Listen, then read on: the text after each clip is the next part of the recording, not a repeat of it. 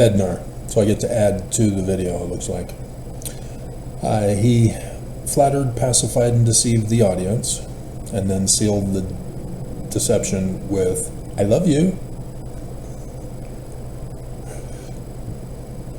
Then he went and talked about Benson. He's talking about Benson, quoting him, talking about the Book of Mormon being the keystone of our religion.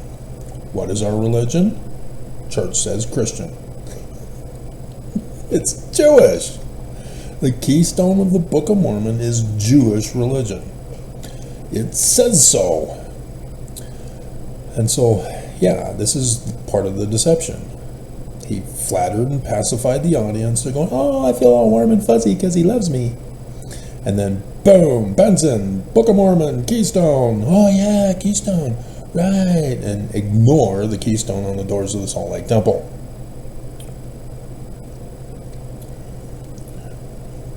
Lucifer's plan. Bednar's doing it. Very easy breezy. And so, yeah, he's talking about the Book of Mormon as historical. Joseph Smith is historical.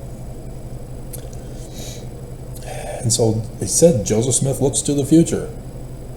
You mean prophecy? Well, what?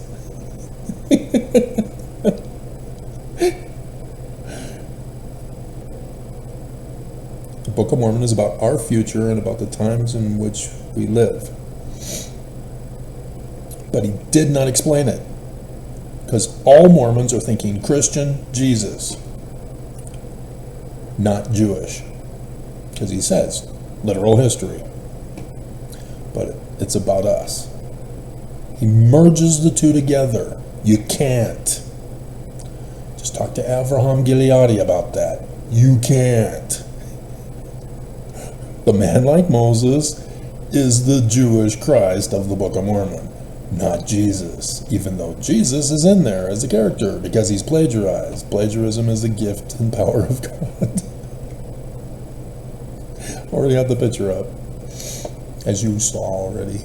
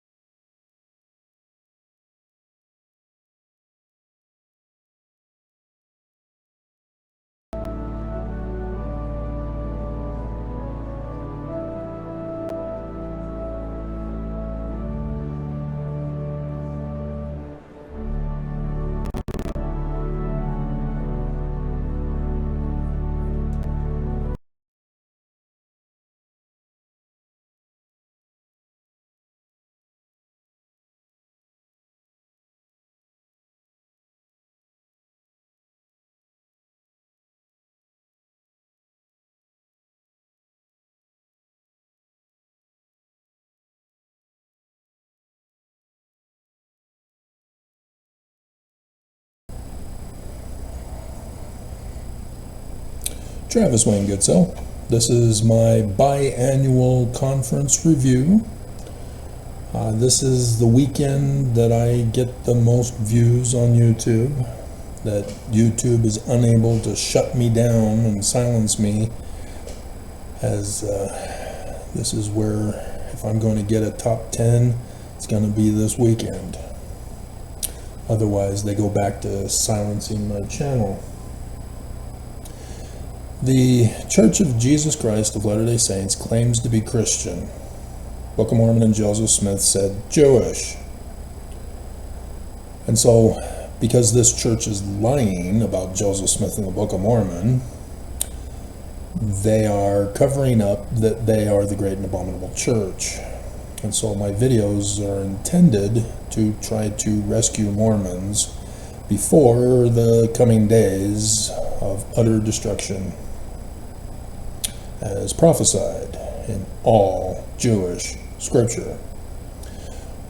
We are now entered into the fast of Gedaliah for the Jews. 9 hours ago, they did so in Israel. I am watching to see if Islam is going to yet again attack Israel on this day. It has been a habit of theirs, a pattern of practice, because 3 times at least have been performed by Islam against Israel on this day. And so the prophecies also talk about the fall of the great and abominable church. The beginning of the latter days, the first year of the latter days, Hales died on the Sunday session of conference. So this Sunday session is the fast of Gedaliah, a Jewish holy day. And Mormons don't study their scriptures, and so I would be surprised if any of them knew it, that Joseph Smith, well, we do get taught in seminary that on the Kirtland Temple vision, not literal history, that was on the 3rd day of Passover. And yet on the first day of the night of the 22nd, 1823, that was the 3rd day of Tabernacles. That is coming up. We're leading into it. This is the last year of the latter days. And all of the Jewish prophecies have happened. Joseph Smith is doing things on Jewish holy days, trying to let Mormons know we're Jewish. Think Jewish. Don't use Christianity. Christianity is abominable. Christianity is the great and abominable church that murders, enslaves, rapes, plunders, takes away agency. And yet Mormons continue to remain Mormon as Christian, believing in Jesus, waiting for Jesus. Rape baby Jesus turned kidnapper and murderer with a rapture and his second coming of burning. And so you got little sister missionaries singing. And so yes, that's why they put out little kids in the mission field. They don't know Mormonism. And so they go out and they show the world that, hey, we have little kids, and people think, oh, they're being raised under Jesus, rather than going around admitting we're Jewish. And notice black people are saying the prayers. Anybody who goes to church, especially in Utah, knows that when you're asked to give the prayer, everyone hates you.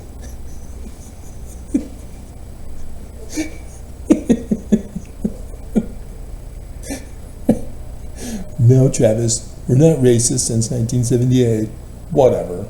Yeah, I'll believe it when I see an apostle go into the Quorum of the 12. And so, yes, the previous session for Saturday, yeah, that was a wasted one, where the last 3 ranked apostles were involved and a larger number of 70 thrown in on purpose. It was a wasted session. And it's possible because people go on vacation, and so it's the lowest rated episode. But that's not what the church wants to do if they want to retain Mormons to watch conference. But nonetheless, we're about to begin. Most likely, the song. They do a lot more hymns lately, too, to cut back on talks. And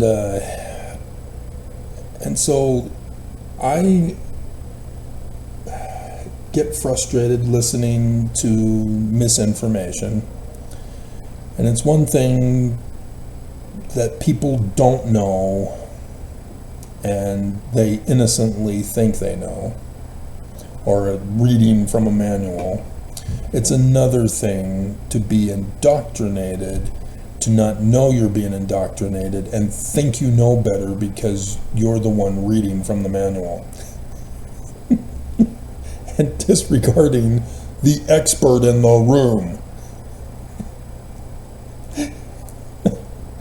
Dear God, I actually got banned from the older singles ward Sunday school class because the teacher had heard rumors about me, about how smart I am, and told me after class, I don't want you coming in my class anymore.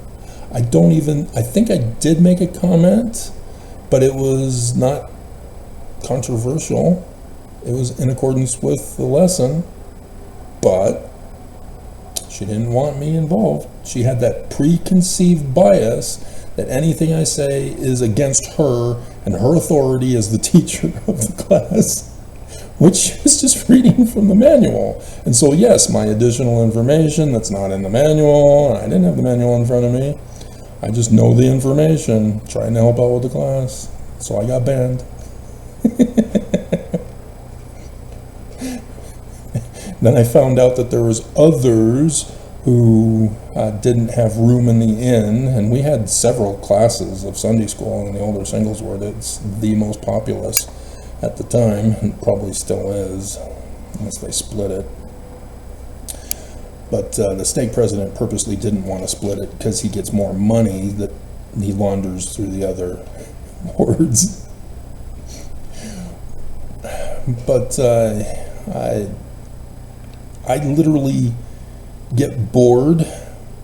I slept through many a conference over the decades, but I'm a faithful attender all the time. And now that I know that the church is great and abominable and ordered and paid for my lockup in their concentration camp of hell for 6 years of my life, yeah, I still listen, but now I have a better overview of what they are explaining.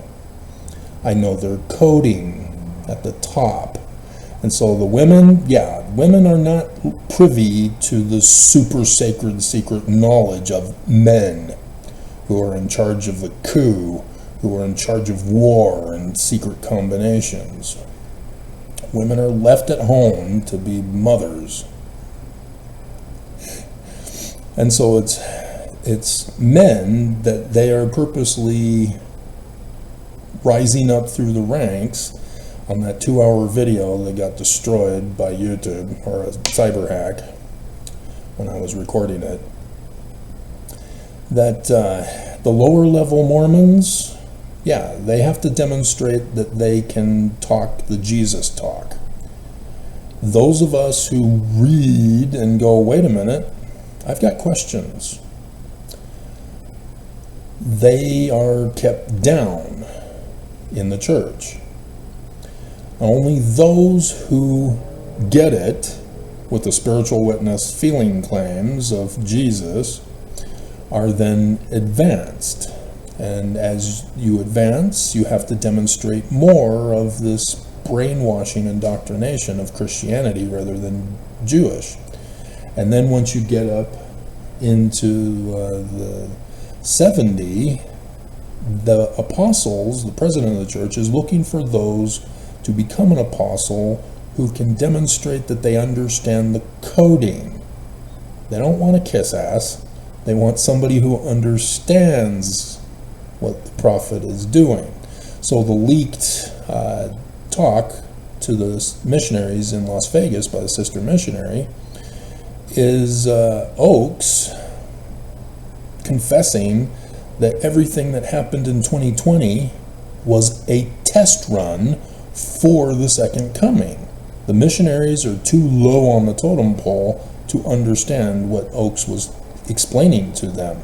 It was not supposed to be leaked. I was not supposed to find out that I was right. Oh, he's talking about AI.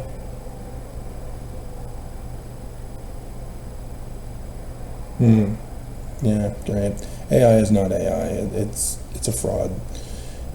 It is programmed by humans to regurgitate, to imitate like monkeys.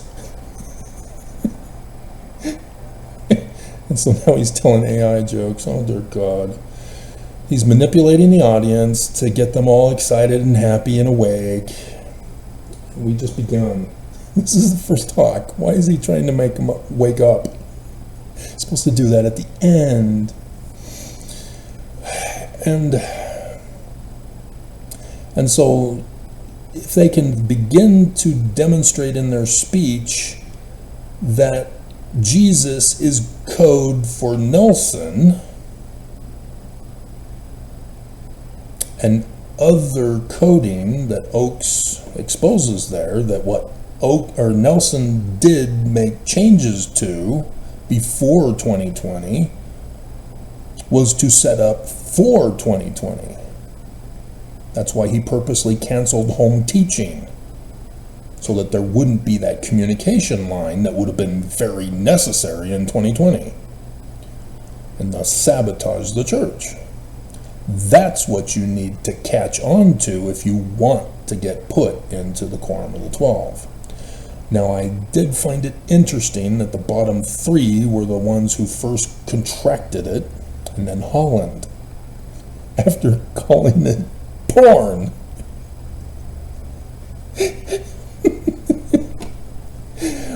But notice both Holland and Nelson are at home. Remember what I've been talking about? The dream that I had on 9/11? Irene? Why Irene? He's number 4. We got 2 of the 3 down for the count this evening. I'm paying very close attention. It's not up to me. It's the pattern. The pattern. I'm paying very close attention, because if it happens, then I have to keep going. I don't get to retire yet. If it doesn't happen, I'm retiring on Monday. If it does happen and life goes on as normal, I'm still retiring, because regardless if it doesn't happen and I have to keep going, I can then work on the next phase, the Exodus. If things don't go as planned, then we're all doomed. The scriptures talk about 2 type of exoduses. The first one is before utter destruction. The second one is at utter destruction, the survivors. So, for example, the Book of Mormon, Lehi leaves before utter destruction.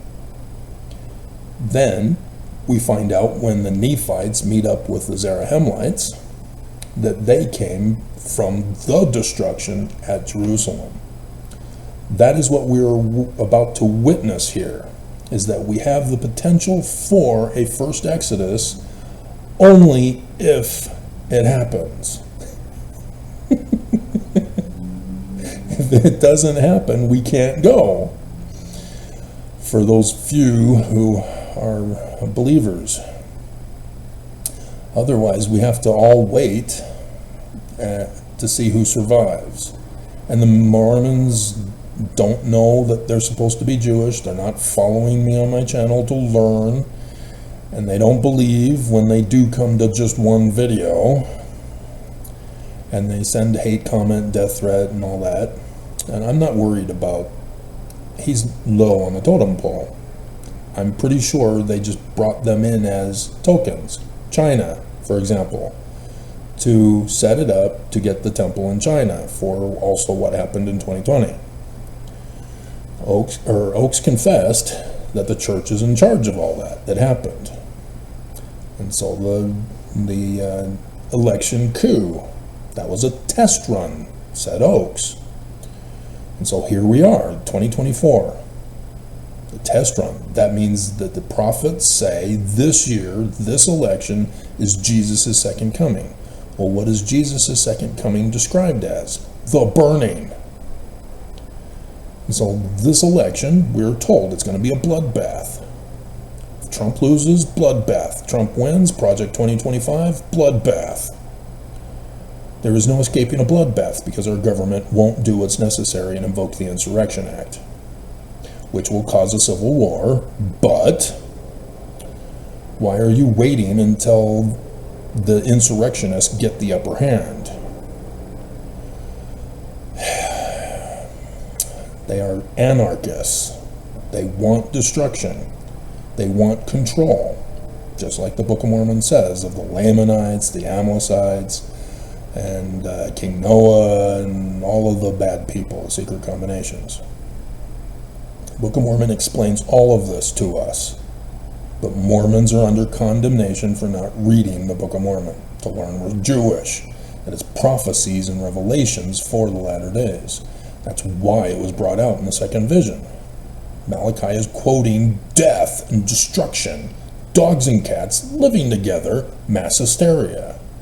And Mormons believe the prophets that it's the restoration of the gospel. Is that the ending of the Book of Mormon? Seriously? Is it?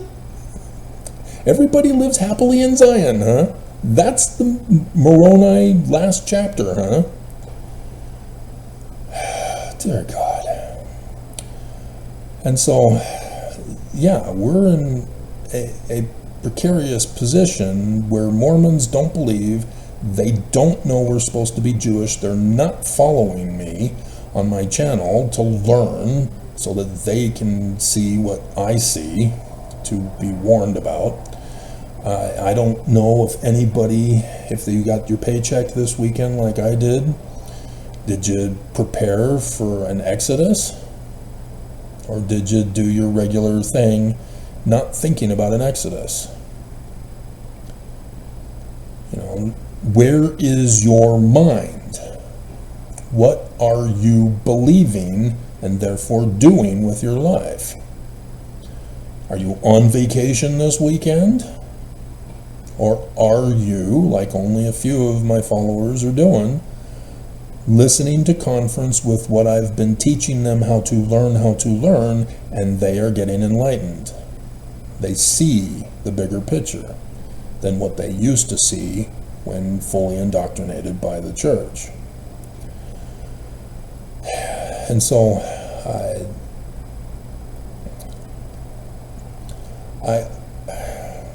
I would like something to happen, because that means we can get to Zion and I can retire in Zion, even though it may take a while. But at least I'll not be worried about the church attacking me, because the church fell. But we'll see.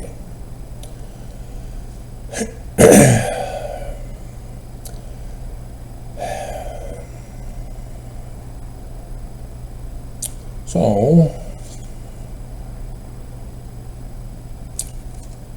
yeah, there's a whole long list of stuff to put in my little reference book, but I'm planning on retiring. Then Battlestar Galactica would be another video, but it's conference weekend and I'm planning on retiring on Monday. But a Mormon did Battlestar Galactica. Glenn A. Larson wrote it. That's him. And he got that from being a Mormon. The whole concept of utter destruction of the 12 tribes out in outer space. And Kobal, they flipped the B and the L from Kolob. There are certain Mormonisms that you catch when you understand he's Mormon. As a kid, I didn't know he was Mormon. I'm watching it going, hey, there's some Mormon stuff in here.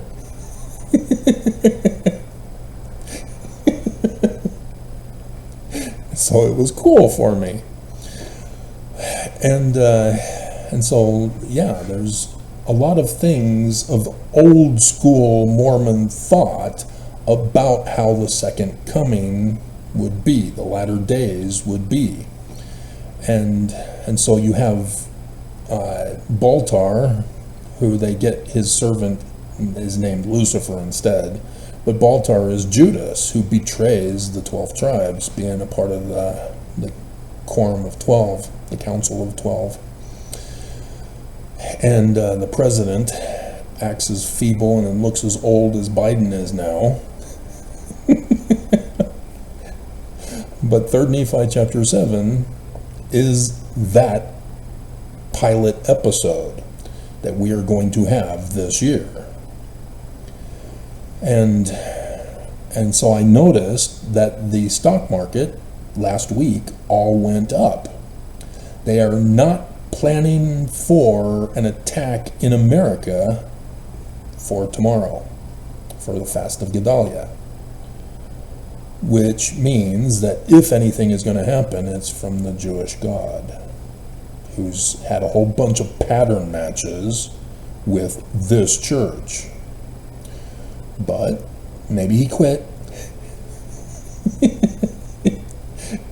He's taken the millennium off.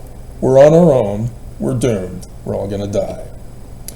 Strawberry ice cream? What the hell are you talking about? My hell.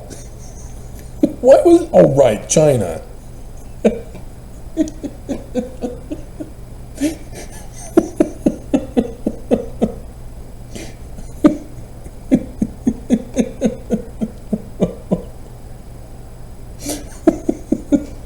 He's the closest to being the Christ of Mormons, because he's from it's Red Lens. It's not Red Woods. I take that back. I think he's Redlands rather than the Redwoods. But I could be wrong. There is a difference, and it's a tricky one for those who did not grow up in Southern California and went to the Redlands relays for the big track meet that one summer.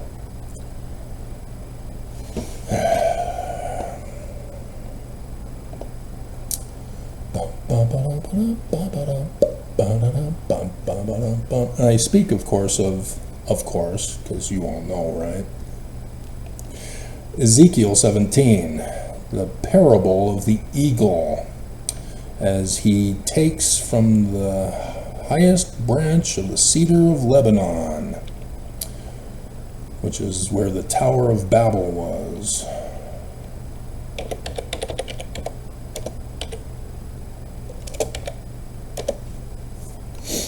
And everybody else, because of Christianity, thinks it's Ur of Babylon. Let's see, biography, Redwood. Nope, it is Redwoods. Redwood City. So yep, he is the closest. Because that's where the eagle takes the Cedar of Lebanon branch to. Is right there in the San Francisco area, the city of merchants. But that's where he's born, and his nativity is nearby, thus Oakland, where Redwood City is, right?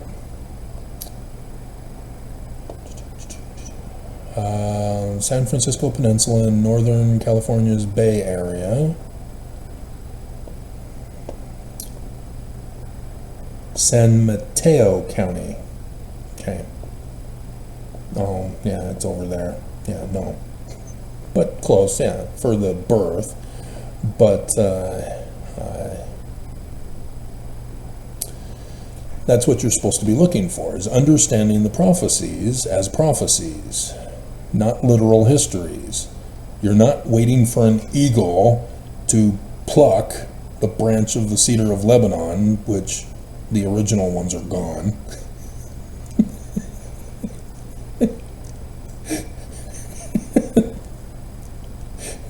fly over to some land that you just make up as being the fulfillment. No, you have to pay attention. You need to know that where the latter days are in the prophecies, where and when, so that you can get the prophecies accurately interpreted. And so the Ezekiel prophecy says that even though his nativity is in the Oakland area, he moves to Michigan, the 5 lakes, the Great Lakes. And then he moves again where he's involved in going to the top of the mountains, which, yes, Utah is where he is to start his ministry. He's Mormon. Remember, Joseph Smith, Book of Mormon, explained this for Mormons. The Jewish Christ will be Mormon. And so only those who understand the one mighty and strong know this. But they have no clue that it ties to the man like Moses, the Christ, as you have Avraham Gileadi who's screwing it up, saying, oh, there's the prophet, and then there's Jesus.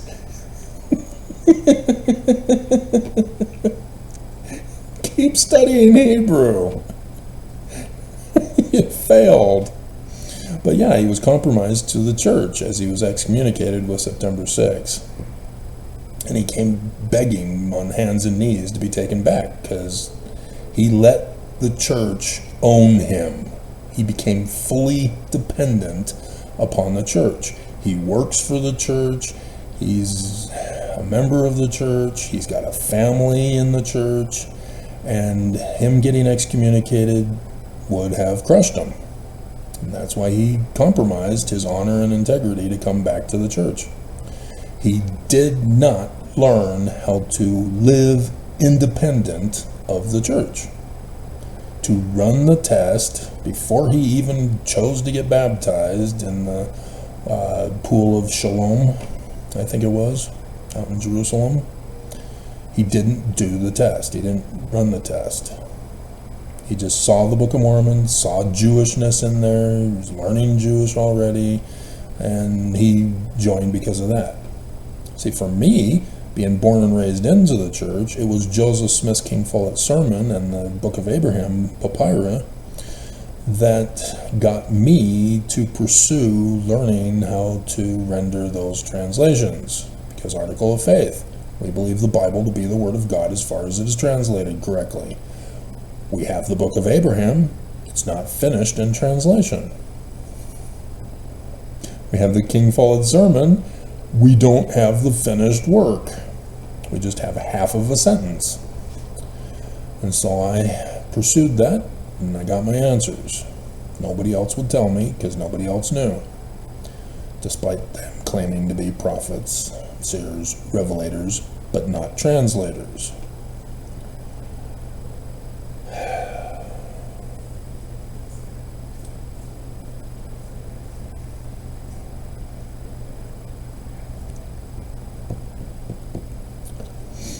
I was concerned. I saw her earlier, but she's not her. The woman from April who said that King David worshiped Jesus.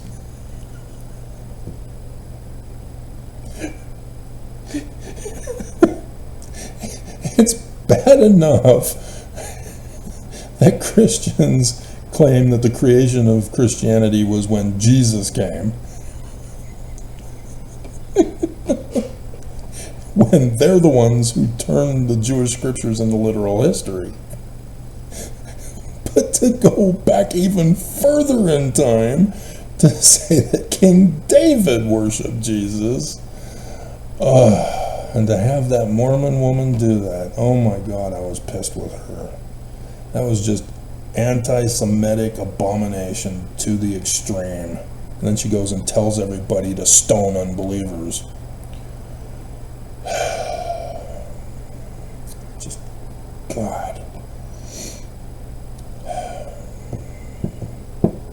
And so Mormons are getting cut off because of what they do and say to me.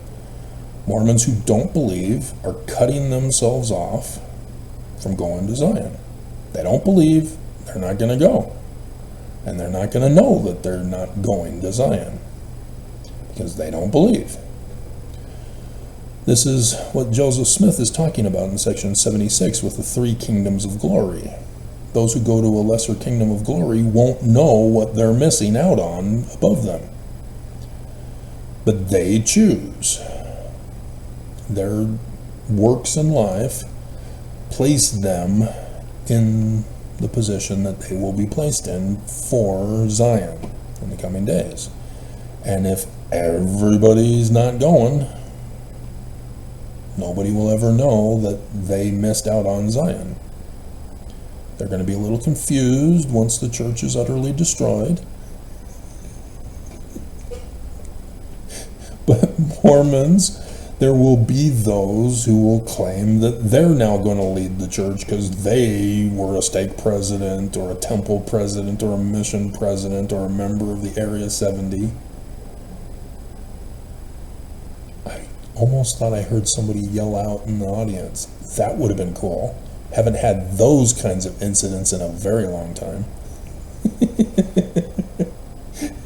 You lie! Security!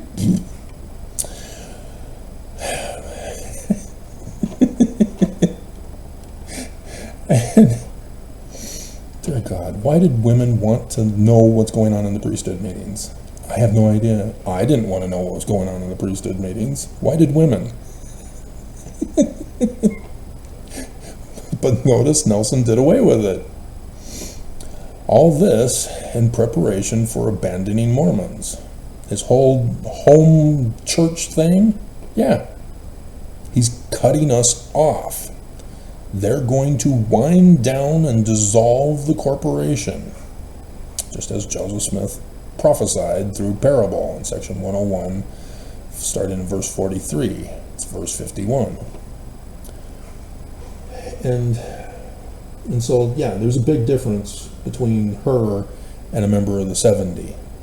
Both are naive, don't know what they're doing, but she believes that it's all true and feels the gospel to present it. The man, no, he, obey Nelson. I'm kissing up to Nelson, quoting Nelson. Church is true, but clueless. Big difference. So yes, she's out of the loop. The man could be in the loop. He's being tested by being allowed to speak in conference. And those who pass get advanced, and when there's an opening, they're in. James J. Hamula was given a chance to advance, and he said no. And so he's out. Once you get that high and you say no, you're out. And so, is he still alive or is he dead? Anybody know? Where does he live? I don't think they tell us anymore, do they?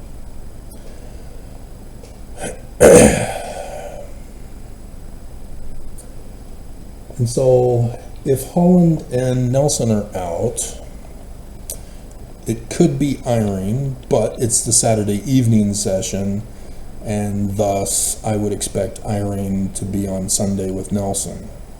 And so it could be another one of the lower priesthood holders on the totem pole, the lower 6.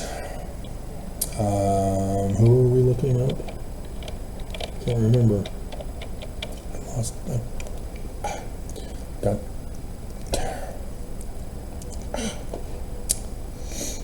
So, whatever it was, I'm sure you'll put it in the comment. It won't matter anymore. It's too late. So,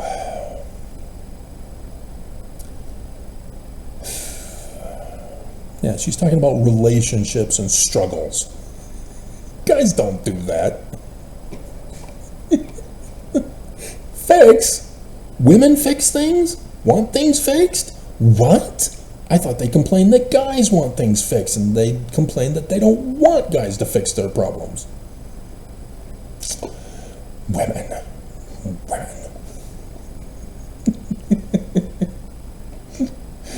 Yep, feelings and emotions. God smiles upon the one. Weakness with strength. Yeah, this is a woman who's been abused by the church. This is why she's talking this way. I've seen it. There's the West Valley ward where a woman was on the verge of committing suicide because of the abuse of the church. And so then she turned her life around, I guess, and now is still depressed. But she talks the talk again, as if she's been threatened to talk the talk or read from a hostage-taking script. Just so sad. And so, this is, we had, who was it? Was it Karen? With the joy that we need to present ourselves as happy. If by chance you meet a frown, do not let it stay. Quickly turn it upside down and have fun with it today. The joy of going to sacrament. I think that was him, wasn't it? They were supposed to show an outward appearance in church. But that's what he's setting up, in case you didn't catch that.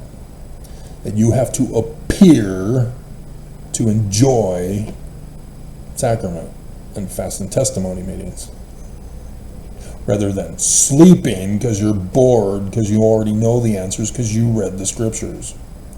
And they who give speeches didn't. They just that morning assembled some quotes together and rambled off. At least if the guy did it. The women would have spent the whole week stressed about it, tried to figure out some kind of diversionary tactic, which you can't do because it's not a lesson in Relief Society where she can cover it up with decorations and bright colors. And so she wears bright colored dress to distract everybody that way. Women are so cute. So abused, though. So abused. So, dear God. Yeah, I'm just waiting for this to end, and we're not even at the half mark. But they do end this one earlier. That's been a tradition, and men have appreciated it when it was the priesthood meeting.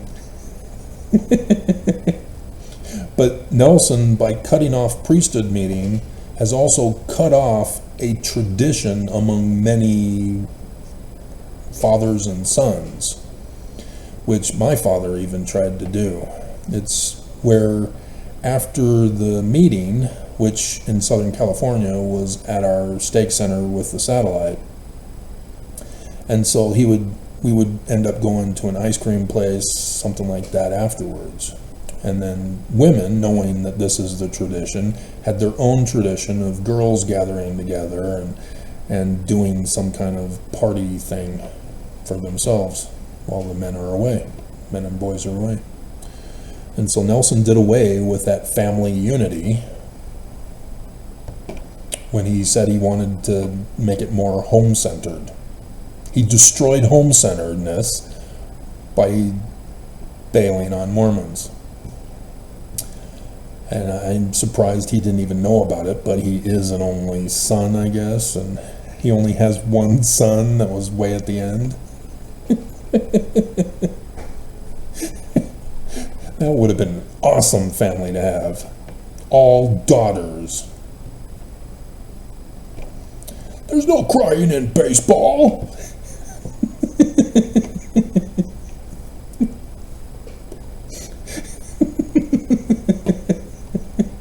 But Dad, I would have had so much fun in that kind of a family unit. I would have had fun in my own. I was robbed. So, we're at 40 minutes. They're just so young. So, yeah, I'm not, if whoever is the main speaker says something that is necessary to cover, I'll cover it in a separate video. But I think we're done here. hold to the rod, the Word of God, the Book of Mormon, Jewish. Nope. They think Christianity, Jesus. And Jesus isn't around, and so they say, well, Jesus is in 3rd Nephi, and it's the same linguistic pattern.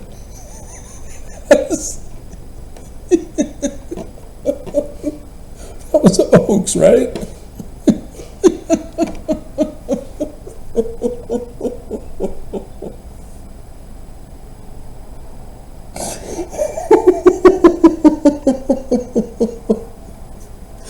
And Isaiah has the same linguistic pattern.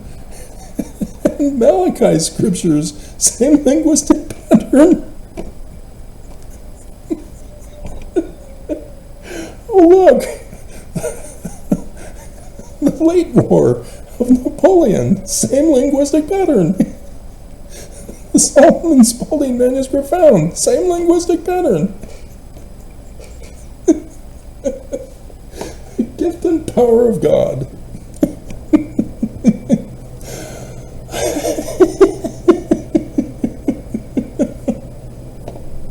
There we go. Plagiarism is the gift and power of God.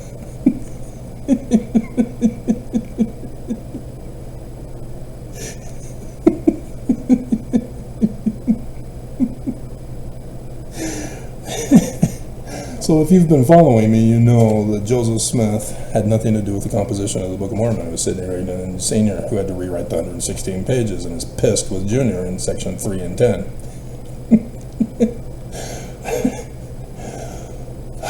But they purposely incorporated contemporary works for people to catch on, to know about it, and go, oh, they're using this in this position with this story. Oh, yeah, okay, I see what's going on.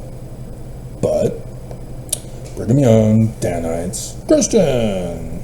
That's ruined the whole thing. Now Joseph is a witch. Just abominable.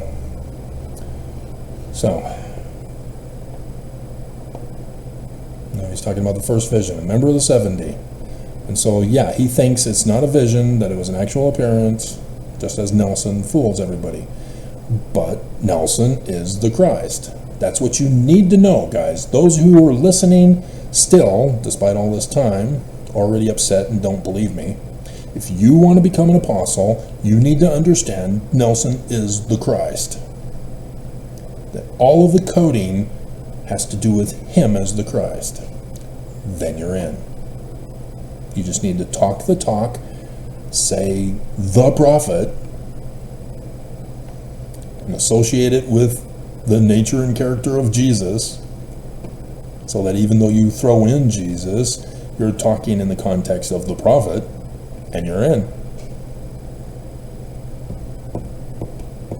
I won't lose my honor and integrity, but you will, won't ya? But yeah, all these other Mormon boys, priesthood holders over the decades, yeah, I saw them all thinking they got the secret code to advance in rank. And I think it was Vaughn J. Featherstone who came out with a conference talk saying that any of you priesthood holders who are striving to become a general authority, I hope you get it. He was threatening them.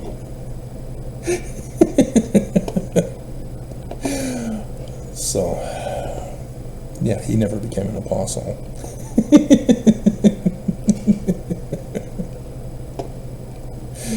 Alrighty, we're done.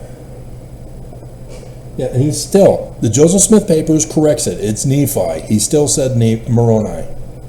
They will not correct anything from the Joseph Smith Papers. They put it out, and Mormons won't go to it because they won't make the corrections. They won't talk about the corrections needed in the conference. Boom. Again, see? Nobody's listening anymore, are they? So we're done. The 70 just brought up Benjamin Franklin Johnson. He's a Danite.